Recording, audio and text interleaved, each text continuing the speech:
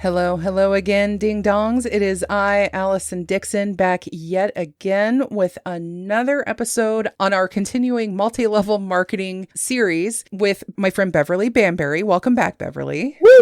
Woohoo! Glad to be here. Yeah, we finally did it. We finally were able to get our lives together to sit down. We mentioned this in the previous episode, but we've been busy and beset with a lot of, various things. And so it's nice that we can finally wrap this up because people have been asking for it. And I love it. It's so far been probably the most popular series on this show. So I'm really glad that you've been a part of that. Aw. Yeah. Yeah. And to remind you again, if you want to dive back in to the episodes regarding this, when we first discuss all about different multi-level marketing companies, episodes 26, 27, and 28. And also the episode right before this one, previous episode will give you a nice little additional wrap up to the Amway controversy, I guess we'll say, even though that word feels a little too strong for this. But, some Amway people were not happy with this show. So we just acknowledged them and gave a little more information. So, but now we are going to talk about a lot of different things. This is going to be a wrap up, essentially. But that doesn't mean that I don't intend to go after MLMs again in the future. I think it's going to be kind of a common. They are a regular enemy. So please keep sending me your stories. Keep reaching out to me on this topic. But, we have to put an end to it at some point in order to just say, all right, we can move on to other things. If something else happens, we'll gather again. But here today, we're going to be talking about some of the worst MLM stories we've come across online. And we're also going to talk a little bit about an older multi-level marketing company we mentioned in the previous episode, and that is Holiday Magic. And many of you might not even recognize that name off the bat, but it is easily one of the most horrendous MLMs to have existed and resulted in a lawsuit that essentially put them out of business. And so, Beverly, when we were trying to figure out how we wanted to wrap up this episode, or, do this episode, do this big wrap up, and we were kind of struggling. And then I heard about Holiday Magic on the Dream. It was some of the most messed up stuff I'd ever heard about anything, about any cult or any organization. I was truly shocked. Yeah. So I was like, Beverly, look into this company. I didn't prime you very much, but I'm like, just dig a little and we'll talk about them. And because they are a horror story. I got to pull my notes up though. No, that's fine. Do that. Sorry. No, that's totally good. That's totally good. I have a lot of notes over here too. So I'm always like, am I scrolling in the right place? Well, you know what? While you're going over your info, I will give you a horror story to start with, to whet our appetites. Okay. And I want to say that a lot of these I got from Reddit. And I'm not going to name names. I'll post the Reddit thread in the show notes. I don't want to put any names out there without anybody's permission, but since it is a public thread, I will read posts at least anonymously. Okay. So the first one, my mom lost her house to MLM debt. And after multiple interventions, finally getting her to meet with a counselor, the counselor said, "You're choosing between your children and a juice company." And she stood up and said, "Yes, I am," and walked out. Oh, Yeah. It was pretty much impossible to manage a relationship with her when the company was active. It has since gone under, as they almost all do. But that was over a decade of agony. There was a time I would just put in their website just to see it was no longer active for that little glimmer of peace in my soul. She is back in my life, and I'm grateful for that. But basically pretend none of that happened because she will still defend the company. It's loads of cognitive dissonance. It's almost like if someone saw you drowning, refused to extend their hand, and then when you miraculously survived said, "I'm so glad you're okay." There's just an inherent emotional tension. It's also not the first MLM that she completely ran herself into the ground with. If she got on board again, I think I would just have to cut ties entirely. And I think I've indicated as much. I want to say that I think she understands that and would never join another MLM in order to keep us in her lives. But I also never thought I'd hear her explicitly and profoundly choose a fucking juice cult over her children. So fingers crossed, I guess. Yeah. that is just honestly heartbreaking. Yeah. I actually heard one about Amway too. Let me just, before I do dive into Holiday Magic, that also broke my heart. This person was saying, it might even be the same thread. I have no idea because I think I saw it on Reddit, but this person was saying that their parents were on Amway, were in Amway, I should say, and that they really couldn't afford it, and they couldn't afford to eat. And her mother actually was under such malnutrition, she stopped menstruating, and it was all so they could keep working Amway. Like, her health was suffering that much, literal malnutrition. I actually do have that one here. And yeah, she apparently didn't know that she was pregnant until well into the second trimester. And one of the prescription meds she was on caused birth defects. And so they had to have a reconstructive surgeon in the delivery room to make sure that she didn't have a severe jaw deformity, apparently didn't have any problems. But I mean, the parents they were in dire straits over that. And one of the comments to that post really struck with me too, was like, because apparently the parents got out of Amway, put their lives back together, and started working legitimately again. She's ultimately saved that family just by being born, just because, I mean, they were in such a place that their lives were falling apart. They were malnourished, they were starving, and they were pregnant. That's the mindset that you're put into. And remember this. Honestly, remember these stories, because the last one I'm going to talk about, some might find controversial, and Beverly doesn't know about this, so I'm going to be dropping this bomb on your head. But just remember these stories, please, as we continue to talk. So, holiday magic. Now, I didn't remember ever hearing about this, and I think it's because it was actually dissolved in 1974. And as we established in a recent episode, I was born in 75. So. yeah.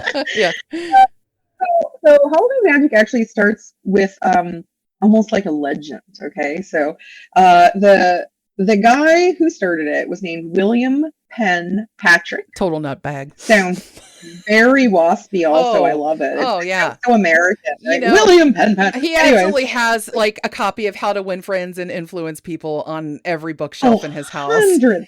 Yeah. 100%.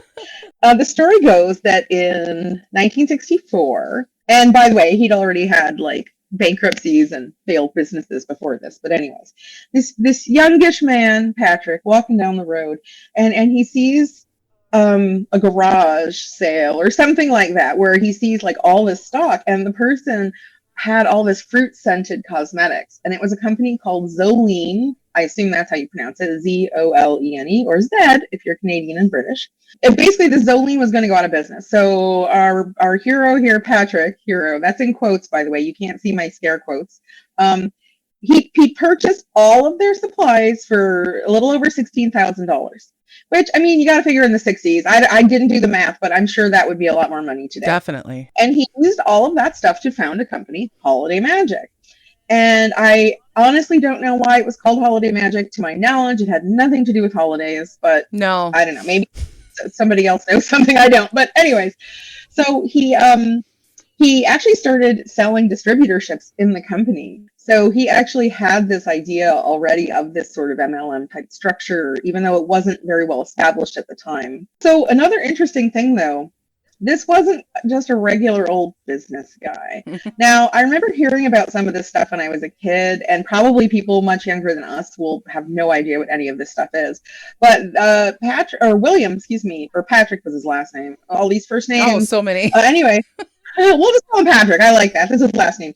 So Patrick then at that point is into this stuff called mind dynamics and the Silva method. Now, I remember my grandma had a Silva method book. My grandma was really into psychic powers and like that kind of thing, paranormal stuff, or parapsychology, they called it back then. So I actually had flipped through it, and it was this method for, mind control and psychic powers and mind dynamics I hadn't heard of, but it's kind of similar, except it also kind of has a business focus. Okay. Also the woo-woo stuff, but a business focus. And Patrick was a direct student of the guy that started Mind Dynamics, so he was kind of all up in that. I'm just seeing all this early mid 20th century ultra businessman, making money, hyper capitalist, using all the woo like to go with it, the power of positive thinking, and all that crap. So definitely, but they had these meetings, and some guy even wrote a book about him. I think it was called The Pit or something like that. Yes. And they used these techniques that apparently came from Mind Dynamics, where people would be like strung up like they were on a cross, not nailed obviously, but like tied to a cross. Right. had to sit and endure this for some period of time. Weren't they being like ridiculed and people? Well, that's exactly what I was going to say. And then also and then there's all this like group humiliation stuff, and you didn't always have to be on the cross for the group humiliation, but like that was all part of it. And or laying in a coffin. I think that was another one. Oh yeah, the coffin. Again, I apologize for being disorganized and not knowing where all of my notes are, but that's fine. We do this together, Beverly. Teamwork. Yes, I know. So all this really crazy stuff was going on, and that's that attempt at mind control. He was literally taking this information he had learned literally under the name of mind control. Yes. And he was trying to do it to other people. And this type of thing, of course, is classic cult behavior. Absolutely. The group humiliation is just like textbook. Anyways, eventually, after a lot of chaos, they were sued. And what's funny is in 1973, they were sued by Avon for something called calumny, which is basically just defamation. But apparently these holiday magic people were going around and actually handing out flyers, like accusing Avon people of like having Avon goon squads and like and they accused them of all these illegal things like paying off, government officials. And so of course I'm sure none of that was true. I mean, maybe some of it was, but Avon was not yet an MLM in the 70s, right. So it probably was not. No, yeah, I think it was a little later, yeah. Yeah, and the state of California even sued them, and like the FTC, the Federal Trade Commission, like investigated them, and they actually were found guilty by the FTC of deceptive trade practices. It was before justice officially died in this country. It sounds like. Yeah. And like they even got sued in Sweden. Yeah. And they were fined millions of kroner, which I don't know how much that is in US dollars, but it's probably a lot. Yeah. And anyway, so basically, and then Patrick himself ends up dying in like 74, I think. And once he dies, everything just kind of falls apart between his death and the lawsuits, because it was very much a cult of personality thing as well as this quote business. Oh yeah. And so when he wasn't there anymore, like it was kind of bound to fall apart at some point. But then when you add in all of the financial losses and lawsuits and this and that, like, yeah, it just couldn't last. And I think a year after he died, so I think 74 or 75, again, I'm forgetting precise years, but and that's when the company, 74, it dissolved. That's right. So he must have died the previous year. Yeah, and that makes sense, because that is also then why it sounds like the lawyers that had gone after Holiday Magic immediately jumped on to Amway using the same evidence, the same laws, the same statutes to sue them for. And they had basis. I mean, that was the thing, is like there was plenty of basis, and they had successfully gone after these companies up until you find one that just happens to make friends with the president. And that's really, go. I mean, the main difference here. And it really shows too how, again, hashtag not a lawyer as well, but it does show though how a judge can make or break a case. There's so many instances where a judge won't allow certain evidence or won't consider certain evidence or allow a jury to consider certain evidence. And so the jury is very much cornered into how they can rule. I just watched the documentary, The Curious Case of Natalia Grace on HBO. It's one of the nuttiest things I've ever seen in my life, but it basically came down to a case of child abandonment and child abuse, or adult neglect and abuse. And the jury knew that the father was guilty of neglect, but they couldn't rule on that because of certain evidence the judge wouldn't let them consider. So he got off. Yeah. And so that's just another example of, just because, you have all the evidence in the world, there's so many things that get in the way between making your case and getting the verdict that you want to get, or that justice that needs to be served. It's still a long shot. I mean, like we like to think of judges as these like impartial, wise beings, and I'm sure many of them are. Like I have a lot of respect for the law and for this kind of thing in the abstract intellectual sense, because there's a lot of really neat stuff. Absolutely. And I'm sure, again, a lot of judges that really believe in justice and impartiality, but we're human beings. So we are gonna have biases that we may not be aware of, and we may also be fully aware of our biases and lean into them. It's hard to know. Yeah.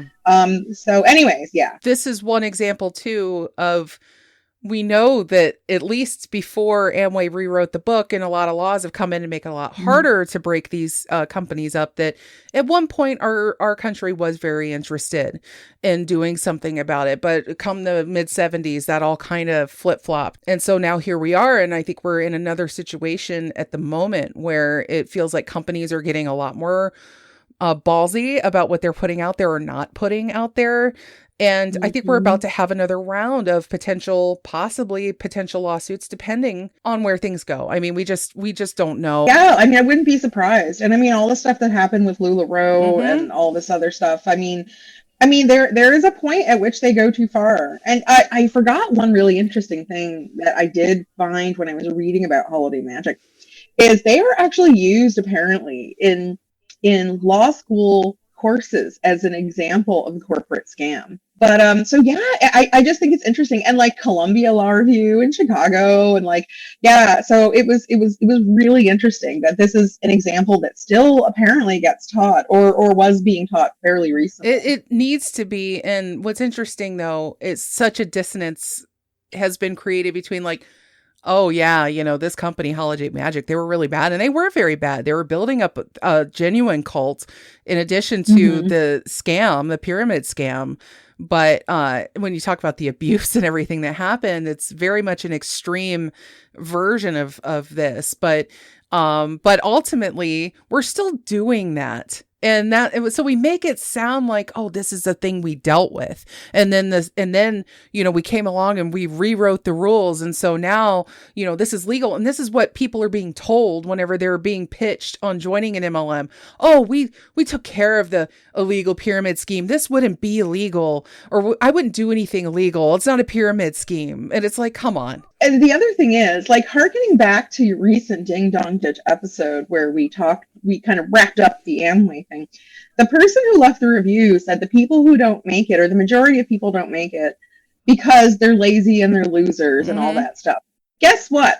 That's a mini version of people being denigrated while lying in a coffin or hanging on a cross. Exactly. Because you're doing the exact same thing psychologically speaking, not physically, but psychologically speaking. And that's one of these connections are to these other like groups, like such as cults. This is why we see these connections, because the connections exist. Yes. Putting people down who either don't believe what you believe or can't be successful in an unfair framework. And yet somehow it's still their fault. And you wear them down. And so they spend more money, and it's the same thing. And really what we're looking at here too is that kind of abuse. Very much like you said, we're still doing it. Listen to that Beachbody episode that I did with my friend Jackie, where I played a recording that was from an internal meeting between sellers of Beachbody. And it was one of the most deranged, weird, abusive things I've ever heard. My jaw was dropping listening to that episode. Yeah. And the whole meeting started out as like, the most like imagine your boss just telling you what a fucking loser you are and how I got where I got because I never took a break. And I don't care if your dog died. I'd be making calls from the vet. I was just blown away. An MLM, it's basically just a gathering of so many tiny organizations, right?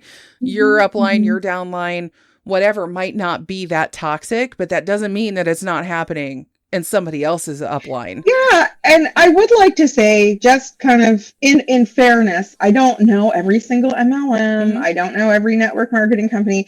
I mean, I'm sure there are some that are not this bad. I've definitely read about some ones that are a little smaller and seem a little bit kinder. I mean, I still will never like the business model because it still is predatory. Something that it's predatory and it's more likely to harm your finances than help it. So I'm not saying this as a fan. I'm not saying everybody gets into this sort of really wild, abusive stuff, but it happens probably way more than you think as well. And what's really sad, I remember I keep referencing The Dream because it's that good, but there was a woman on there who was helping one of the hosts. She was a friend of hers. She was a makeup artist and stuff. And she joined an MLM called Limelight, which is a makeup MLM, just to see how it worked. And, so she put her own money in and I imagine production budget money, but they put their own money in and kind of went along with it just to see how it would go. And they immediately found that they were actually literally behaving like a closed system pyramid scheme that is illegal, but they are out operating and doing it because of the way that they priced their items for retail.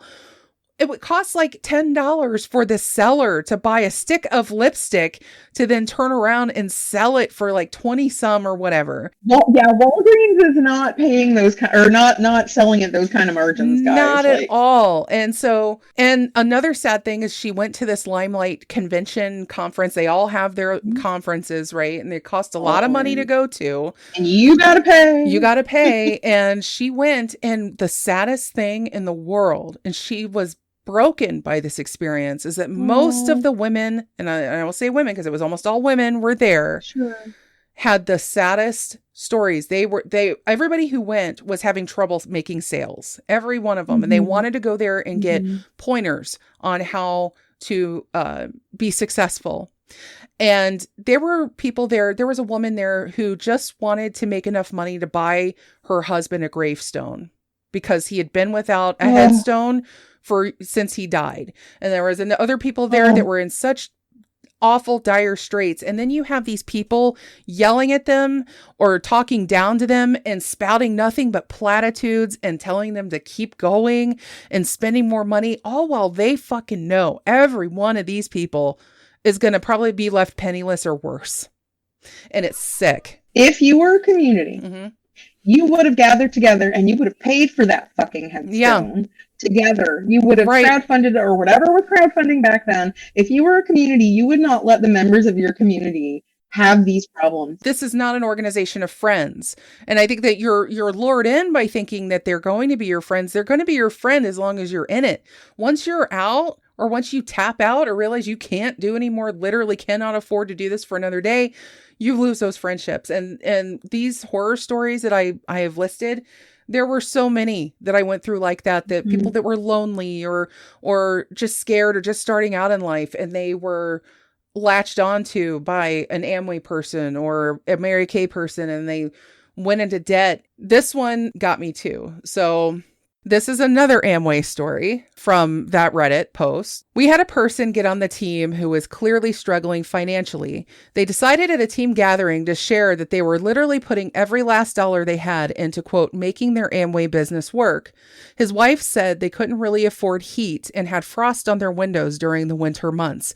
It broke my heart for them. A horror story of my own. I sold my wedding band to pay for conference tickets.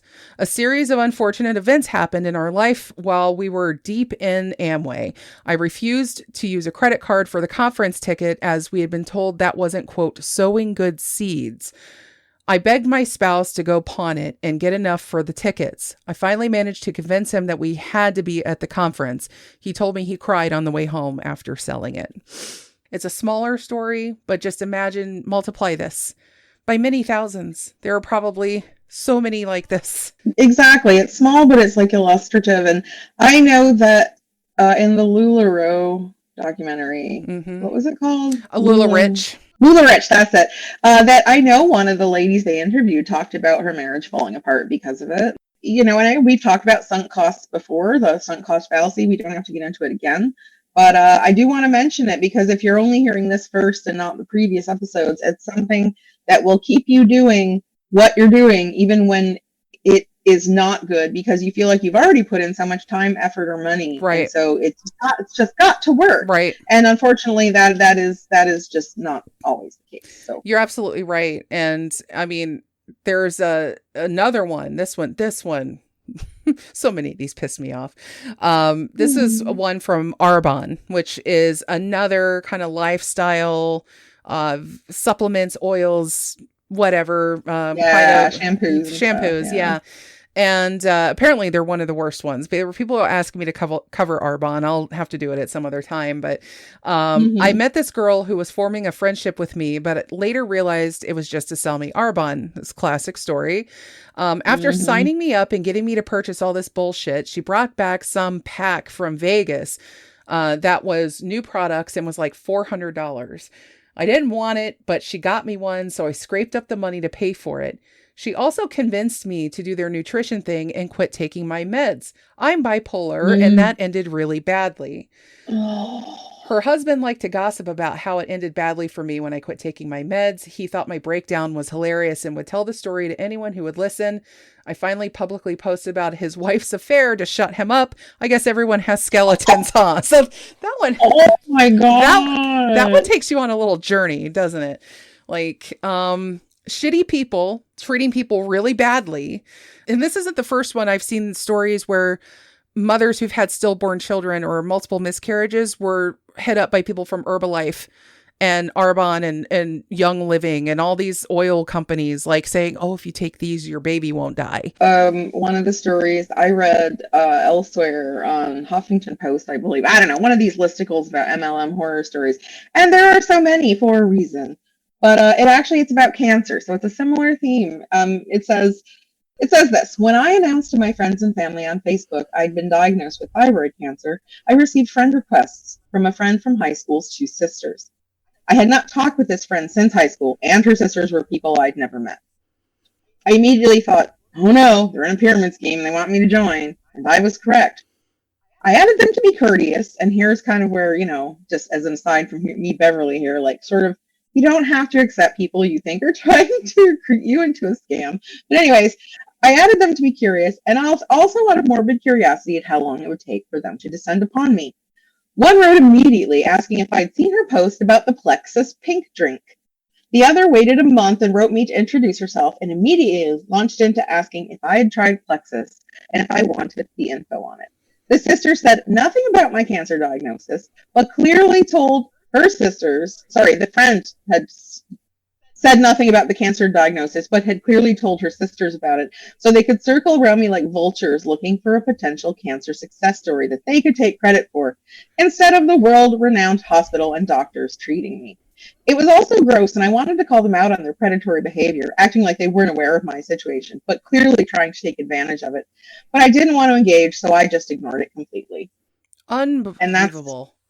Yeah, and that's not even one of the worst ones I've heard by any means, but I read it and I was like, yeah, thankfully this person already kind of knew what's up. Yeah. But it's so disappointing. Like, you're fighting cancer and you got to deal with this shit too. And I mean, I've even heard parents who were approached to tell them that their autistic kids could be cured, quote unquote. So gross. In fact, in that Reddit thread, there was somebody who used to do that herself, and she's gotten out and is trying to make amends essentially for doing this to a lot of people. They talk about, people who've gotten out of MLMs talk a lot about the shameful practices that they opted to do to make the sale, because that is what their upline is telling them to do, or this is the best way to do it, or they just become so convinced about what they're doing is being good or righteous. Amway plays a lot into that. It's amazing to me how many people after they're out will say,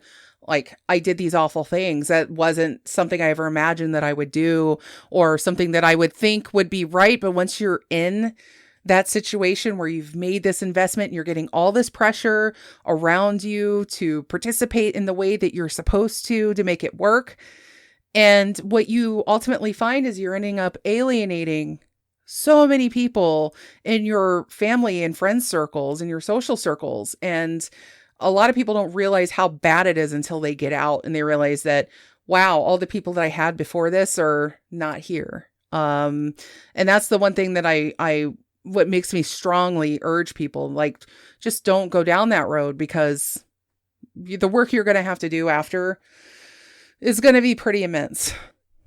I'm glad that we're leading up to this, because I think I want to I need to dive into my controversial topic. And I wrote something out because this is people are going to probably have some thoughts, and you included. And I just want to make sure that I made the point that I was trying to make by the end of this, and then we'll discuss it. I want to tell a final MLM horror story that might be a little controversial, but I'm going to ask folks to bear with me and understand that I'm trying to make a very delicate point here, and you're going to need to resist jumping to the most obvious moral pillar, though I know some of you will regardless. But I feel strongly about this, and I can't conclude this series without broaching this topic. I'm going to discuss one of the more well-known murder cases of the last decade, involving an American family that seemed pretty ideal to any outside observer. We begin with a hardworking husband and father and a loving stay-at-home mother and wife with a penchant for running various side businesses. They had 2 young daughters and a baby boy on the way, and they all shared a beautiful home in a well-to-do Colorado suburb. The mother loved to post daily videos on social media of their happy family life, sending the message to an eager internet that even in this crazy world, joy, love, and success were still in rich supply. But that's the problem of social media. Above all else, it's about careful image curation. Every single one of us, whether we like to admit it or not, projects an image we're comfortable with the wider world seeing. And that image rarely includes glimpses of the darker, uglier underbelly. In the case of this family, we didn't see the immense financial strain they were under. They'd already had 1 bankruptcy, and a study of their financial records indicates they were quickly working on a 2nd bankruptcy.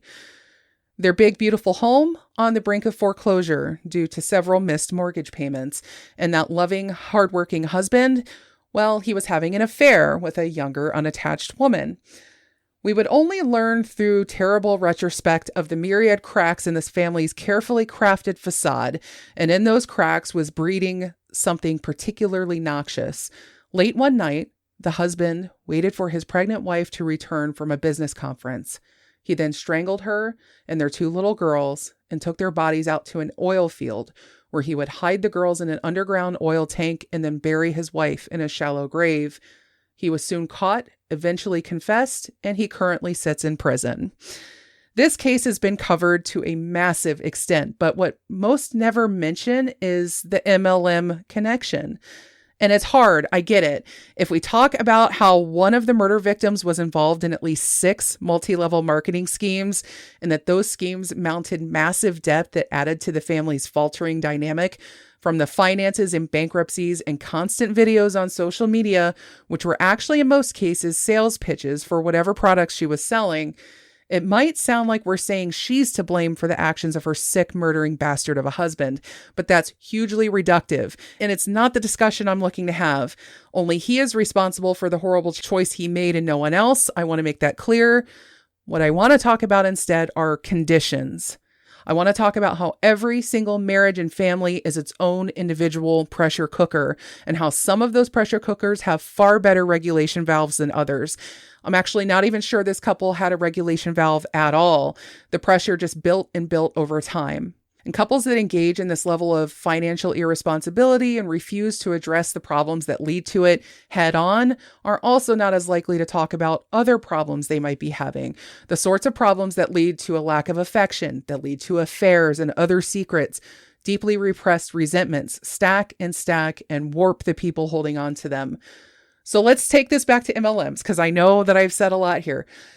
Take everything we've talked about regarding the culture they encourage, success at all costs, the power of belief. If you work the program, it'll work for you. Fake it till you make it, all while you're pissing countless dollars down the drain, convinced you'll make it back tenfold if you just keep working it. Sell the illusion long enough, it'll become real. Make videos welcoming the outside world to look at your perfect house and perfect husband and perfect babies, and all with the message that you too can have this dream if you do what I do. Join me and become your own boss too. It's only after digging through thousands of pieces of discovery after the worst possible outcome that we know this was all a lie. And while that lie was being sold to all of us, a storm was brewing, a storm that this woman did not see coming because her head was in a different set of clouds, one that blinds you to what's so obvious to all of us looking in from the outside, where we wish we could do anything to go back in time and find a way to tell her to get out, to get away. He's doing very bad things and he's about to do the worst thing a person can do. And you're not seeing it because you've also been sold this lie that if you keep doing this hustle, it'll all pay off in the end. He'll love you again and all those little cracks will finally heal. And one might argue that this would have been the outcome if she'd been in any other hardcore line of work, like say an ER doctor or a lawyer. It's one thing that kept recurring to me as I was writing this and that I wanted to make sure that I was able to answer for. But given everything I've learned about multi-level marketing companies, the financial and emotional ruin they leave in their wake, and all the people who enter into them with the best of intentions, only to find the promised pot of gold is actually a bottomless pit, I can't help but think that the MLMs were a particularly noxious ingredient that turned this marital pressure cooker into a bomb that destroyed not only this family, but the lives of all the people connected to them. And in case no one has figured it out yet, I'm talking about Chris and Shanann Watts. And again, I blame Chris Watts for making the choice he made. I'm almost done. He is a coward, a narcissist, a liar, a murderer of babies. He could have chosen divorce. He could have just packed his bags and left. He could have killed himself, but none of those things would have brought him the sympathy he felt he was due after so many years living this sham of a life that he participated in and helped build. He hated her so much, he had to make her look like the bad guy. Even after she was found murdered, he told the world that she killed the kids and he killed her in response. This is the response of someone who's tightly locked himself up in an Iron Maiden of woe is me. It's bullshit. But I've also studied a lot of family annihilation cases, and they all follow a similar track of an explosive homicidal situation after years of buildup involving a lot of financial and other marital issues and passive-aggressive behavior. And I believe Amway, It Works, Origami Owl, Unique, 31, and Thrive, all companies that Shanann tirelessly shilled for, the latter of which right up until the day she died, for helping to create the toxic, desperate positions that would lead one to even consider such an extreme and horrific off-ramp. And again, maybe Chris would have done it anyway, but it would have had to have been something to create similar conditions of obsession, compulsion, and financial ruin, like, say, a drug or gambling addiction. And in fact, I find it kind of intellectually dishonest that the MLM involvement in this case has been obscured so much in the telling of it, when it shares so many parallels with those other destructive behaviors. I believe if it had been revealed that Shanann Watts had a secret gambling addiction that put them into financial dire straits, that would have been a much more loudly discussed factor that led to the murders on par with the affair Chris was having. But if we ever want to talk honestly about this particular murder case or the damage caused by multi-level marketing companies, we have to face the fact that involvement in these organizations is kryptonite for many relationships. This just happens to be the most extreme of possible outcomes. Oh yeah. No, you know what? I did know that story. I even heard a show at some point, and I don't remember which one, where they actually did mention all of the MLMs and some of the financial difficulties that it had caused. And I mean, again, like, if it's not clear already from what Allison said, absolutely not blaming her for her own murder. She didn't do anything to deserve this. This is not at all how I feel. I'm confident it's not how Allison feels. We're only noting that it is one of the pieces of the puzzle. Like you said, Chris probably would have done this horrible stuff anyway, or some other kind of horrible thing. Maybe the timing would have been different. Maybe the circumstances would have been different. But the fact that she was into so many, what is it? You said 6? 6 or 7. Yeah. Yeah. She definitely was, like, probably did need some kind of help or intervention, but certainly nothing like this. My heart is with her and those babies. Mm-hmm. So again, I just want to say, yeah, make no mistake. Yeah, for sure. I had a hard time when I heard about this many years ago and knowing that she was into Thrive and feeling it a little problematic that the documentary had done everything they could to, like, not include any of that, to make it really made people think that this almost came out of thin air. Like, he just started having this affair, and then, you know, they might have hinted at some financial problems, but we didn't know the source of them. And it's like all these things create conditions that add to that toxic mix that can either blow up or, you know, in most cases it doesn't go this way. But family annihilators they're rare, but when they pop off, I mean, you see what happens, and it's nobody can predict that. But I just felt like it needed to be said because I think people don't talk about it enough, and MLMs aren't talked about in this light enough. It legitimizes the MLMs to not talk about it. Like, that wasn't a factor, and it absolutely, in my opinion, really was. So the financial difficulties wouldn't have been as bad anyway if there hadn't been all of the desperation. Like, it sounds like she was desperate and just like a gambler kind of thought, like, you know, oh, if I just keep gambling, like I'm gonna make it. And one more hand of cards and I'll win. One more MLM and it'll pay. And you know, it really is. And these MLMs, these are exactly who they go after. They go after people exactly like Shanann Watts. And, you know, she worked outside the home for a number of years, made good money. But then she started having a family. She also had a lot of medical debt because I think she had lupus or something along those lines. So she had a lot of health issues, and a lot of people that are in those situations that struggle to find a way to work outside the home, even COVID or not, this is often considered a viable option. And it really just is not. And I don't know. I think it's just a way to be, try to be honest with people about the way that these MLMs affect relationships and families and marriages and everything in between. I felt like we couldn't end this without really showing the darkest of the dark side of MLMs and when you let them into your life and what they can kind of make you into. Chris Watts is where he belongs, and you know, hope he's having a horrible time. So, but that's the note I wanted to end this on. I know that's kind of a dour note, but I'm so glad you were here with me through this entire series, really, and hope to have you back so we could talk about more scammers and more grifters and. You know, because we were talking about that. I'm like, you need to be my grifter girl, and we're gonna just make it happen. We're gonna pound some, you know, people. That doesn't sound bad. That sounds dirty. Now, what's awesome about this is actually, I mean, and I've always been interested in this stuff. I mean, literally since I was a kid, any sort of weird, like, maladaptive human behavior has always been of interest to me, but I'm particularly interested in this type of thing and wellness scams and that sort of thing. And one of my favorite podcasts, like, I get to shout them out finally, without it feeling like I'm just shoving it in there. Yes. Maintenance Phase with Aubrey Gordon and Michael Hobbs. I highly recommend if you are interested in this sort of thing. They focus specifically on wellness and wellness grift, and also just some of the myths around things like weight and weight bias in medicine. And anyway, it's just so well done. They're both funny. They're both brilliant. And now I get to talk about the same stuff. Sorry, what was that? Yes, I love that. I love the sound of that. And that's the kind of podcast I really want to tune into, because I mean, that's important work. The maintenance phase, anybody who's ever been part of diet culture knows those two words very well.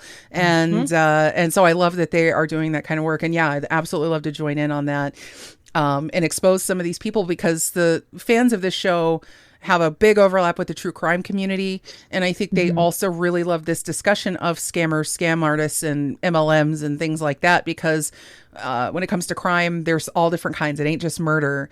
And I think, you know, we need to really look at a lot of this stuff a lot more closely to keep people from losing what little wealth that they have. Because in this day and age, it takes a lot to scrape together some coins. It absolutely does. Like, oh my God. It is not easy out there, man. No. I got two 20-somethings that are trying to get out into the world, and they're like, it feels impossible. I'm like, yeah, I know.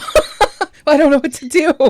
Yeah, and MLM. Well, like my stepson, my stepson actually is 19, so pretty close to an age to your 20-year-old, obviously, and he originally wanted to move out and get his own place with some friends, you know, when he started his first year of college, and I was like, okay, good luck finding a place you guys can afford. And anyways, he's living at home at the end of that, and that was his choice. He was like, you know, you're right, this is not great.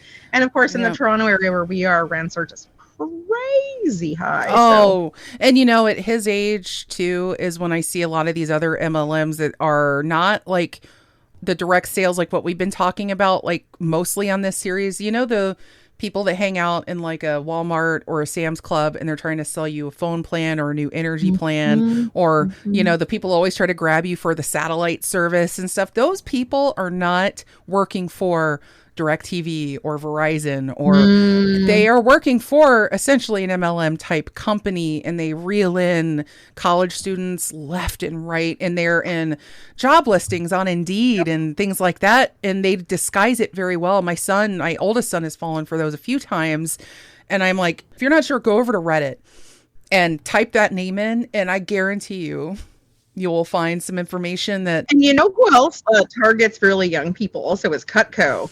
Oh, the yeah. knife thing. And to me, like, selling knives door to door is mental. We're in the 21st century. Nobody's selling anything door to door anymore. But yeah, one of my son's friends actually almost got caught into that. Like, he came and told me, oh, so and so is going for an interview, and I was like, oh, that's nice. Where? And he said, oh, I don't know, someplace like something about knives. And I was like, ping. I was like, okay, I need to talk to your friend right now.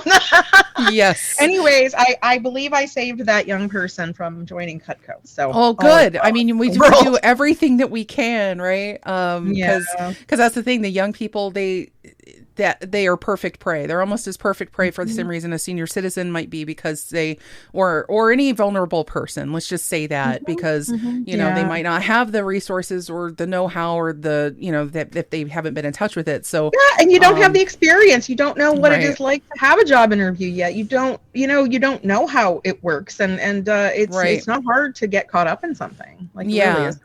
So yeah, double check those listings, especially if they're saying you can make all this money and you don't need any experience, and it's not a company you recognize, and they're not being upfront with things like benefits and wages and things. That's probably not a legitimate job listing. It's probably an MLM that is several layers below, like a main thing. It's like one of Amway's little spinoffs or something. So yeah, that's just one last little tidbit that we want to leave you with before we sign off. But so Beverly, I thank you again, and also please tell the world where they can find you, because you are an amazing book publicist and they need your services. I guarantee you. And a lot of people listening. That is very kind. And yeah, it's excuse me. My name is, of course, Beverly Bambury, Bambury. And honestly, all you got to do is Google me, because I'm kind of everywhere. I'm a very public person. I'm an extrovert, and that holds true online as well as in person. So yeah, like Twitter, Blue Sky, Facebook, Instagram, like Reddit, whatever, anywhere you can think of, you're going to find me. Yeah. And I will have links in the show notes so you can check out what Beverly does and just follow her on the social medias, because she's just a fun person. So, and I am at dddarknesstime@gmail.com. Please forward any queries or complaints or whatnot to there, or leave a review. I love the 5-star reviews, but the 1-star reviews can be pretty entertaining as well, as we learned. But you can also find me on Facebook and Twitter mainly as well. So, and also I do have a Patreon if you do want to join to support the show that way. You get ad-free and early episodes and things like that. There's various benefits you can check out there. So I'll have links to all that as well. So, but anyway, thank you again, Beverly, so much for joining me again. You know what I mean? It is my pleasure. All right, guys. Well, you take care, and we'll be back with another one real soon. Bye. Bye. This episode was produced by yours truly, Allison Dixon, and wouldn't be possible without the amazing contributions of countless friends, family, and Patreon supporters. Big shouts also go out to Nathaniel Dixon for all the show art, as well as Spencer Morlock and Ken Dixon for the music. I'll be back with something new next week. In the meantime, you know what to do. Be good, you little ding-dongs.